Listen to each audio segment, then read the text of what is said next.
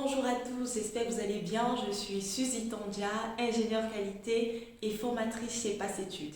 Avant de continuer, permettez-moi d'abord de marquer une pause pour remercier les personnes qui se sont déjà abonnées sur cette chaîne, pour vous dire merci à vous qui nous suivez, c'est vraiment encourageant. Je profite également pour souhaiter la bienvenue aux personnes qui se connectent pour la première fois sur cette chaîne YouTube intitulée Suzy Rex by Passétude. Cette chaîne est dédiée aux personnes qui sont passionnées par les démarches qualité et l'excellence opérationnelle.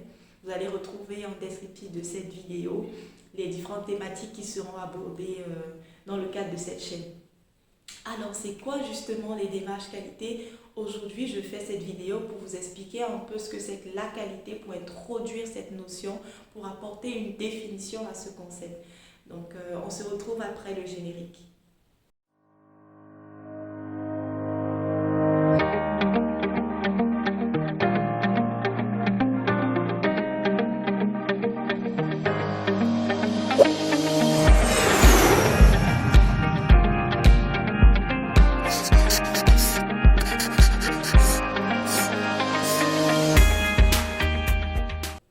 Alors sans plus tarder, c'est quoi la qualité? J'ai prévu dans un premier temps vous apporter la définition selon l'ISO 9001, une définition théorique.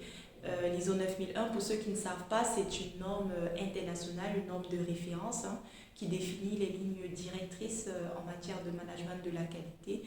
Et dans un second temps, je vais vous présenter quelques exemples qui vont vous permettre de mieux comprendre cette notion.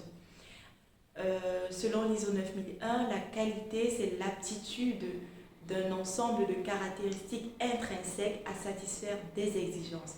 Autrement dit, c'est l'aptitude d'un produit ou d'un service à satisfaire des exigences définies. Donc, c'est l'aptitude de ces produits-là ou de ces services à répondre aux besoins exprimés ou même pas, donc aux besoins implicites aussi. Le but, c'est quoi? C'est de satisfaire les différentes parties intéressées, notamment les clients, mais pas que. Pour étayer cette définition, j'ai promis de partager avec vous quelques exemples parce que, en fait, si on s'arrête à cette définition, on aura l'impression que la qualité se limite aux entreprises, concerne uniquement des entreprises. Pourtant, elle peut également s'appliquer, d'ailleurs, même elle s'applique aussi dans le cadre personnel. Donc, si je prends un exemple, c'est le cas d'une personne, d'un jeune homme qui ramène chaque fois des mauvaises notes en mathématiques, qui n'arrive pas à excéder 6 de moyenne et qui s'est donné pour défi, pour challenge de finir la fin d'année avec 16 de moyenne. Ça peut paraître un peu ambitieux de quitter de 6 de moyenne à 16 de moyenne, mais voilà, il s'est fixé cet objectif-là. C'est déjà un pas. Donc, si par exemple, dans le cadre de votre vie personnelle, vous fixez des objectifs, c'est déjà des pas vers la démarche qualité. Ne l'oubliez pas, la démarche qualité, c'est vraiment un ensemble de processus. Donc, c'est vrai que ça ne suffit pas, le simple fait de se fixer des objectifs, ça ne suffit pas. Ça vous permet juste de mieux comparer après les résultats pour savoir est-ce que vraiment vous avez atteint les objectifs fixés. Donc pour cela, il faut définir, il faut mettre en place des dispositions qui vont vous permettre de garantir l'atteinte de ces objectifs-là. Pour le cas de ce jeune homme, par exemple, il peut décider de s'inscrire à des cours de soutien pour relever son niveau en mathématiques, pour améliorer la qualité de ses notes. En prenant ces dispositions-là, ça pourra peut-être l'aider à atteindre son objectif qui est obtenir 16 de moyenne en fin d'année. Alors, je vais prendre un autre exemple plus orienté professionnel. En général, lorsqu'on est en entreprise, la qualité renvoie à l'aptitude d'un produit ou d'un service à répondre ou à satisfaire les exigences des clients. Donc, ces exigences sont généralement des besoins ou des attentes qui sont exprimées à travers des cahiers de charges. Donc, le but, c'est d'arriver à répondre à ces exigences-là à travers des produits ou des services de qualité. Pour cela, vous allez, comme je l'ai dit, mettre en place des dispositions pour garantir le respect de ces exigences-là. Ça peut être des contrôles qualité que vous allez mettre en process de production, ça peut être l'élaboration des modes opératoires pour décrire les activités à respecter. autant de dispositions que nous allons développer. Hein, ne vous inquiétez pas, dans les prochaines vidéos, on parlera concrètement comment décliner, comment déployer les démarches qualité. Donc là, c'était vraiment pour vous aider à comprendre ce que c'est que la qualité. Je vais prendre un dernier exemple. Supposons que vous êtes sollicité pour réaliser un gâteau. La première des choses que vous allez faire, c'est demander à la personne qui vous sollicite le type de gâteau à confectionner. Donc, parce qu'il y a plusieurs gâteaux, hein. Ça peut être un gâteau à la banane, un gâteau au yaourt, un gâteau à l'orange, un gâteau au chocolat. Bref, vous allez demander à la personne les différentes caractéristiques du gâteau. Est-ce que la personne veut un gâteau trop sucré ou pas? Donc, ça, c'est ce qu'on appelle les exigences. Donc, vous avez besoin de ces exigences-là pour les respecter, pour arriver à satisfaire plus tard la personne qui vous a sollicité.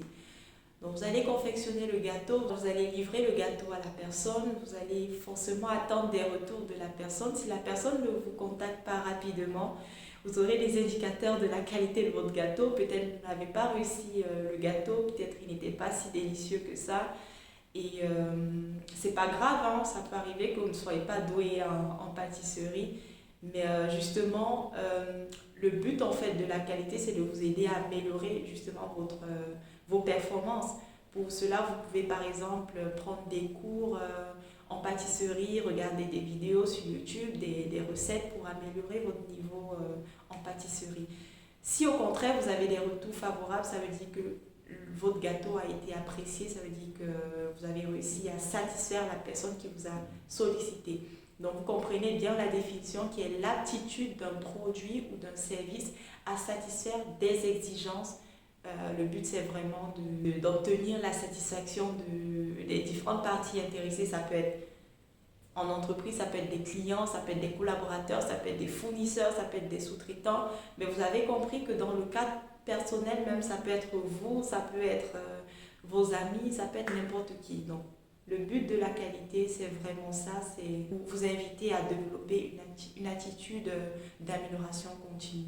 Parce que derrière, en fait, les résultats ne sont jamais satisfaisants à 100%. Il faut toujours mettre en place une démarche d'amélioration continue pour arriver à améliorer de façon pérenne la satisfaction des différentes personnes impliquées. Et le but, c'est vraiment quoi? C'est de donner de la valeur.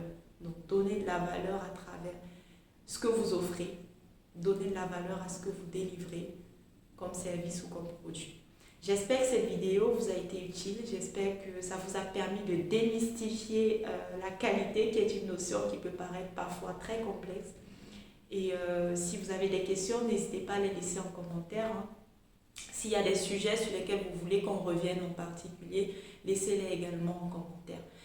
Merci de liker la vidéo si vous l'avez aimée, de vous abonner, d'activer la cloche de notification, de partager aussi la vidéo pour permettre à d'autres personnes de mieux comprendre ce que c'est que les démarches qualité et mieux les appliquer aussi dans leur quotidien. Et je vous dis merci et à bientôt pour une prochaine vidéo.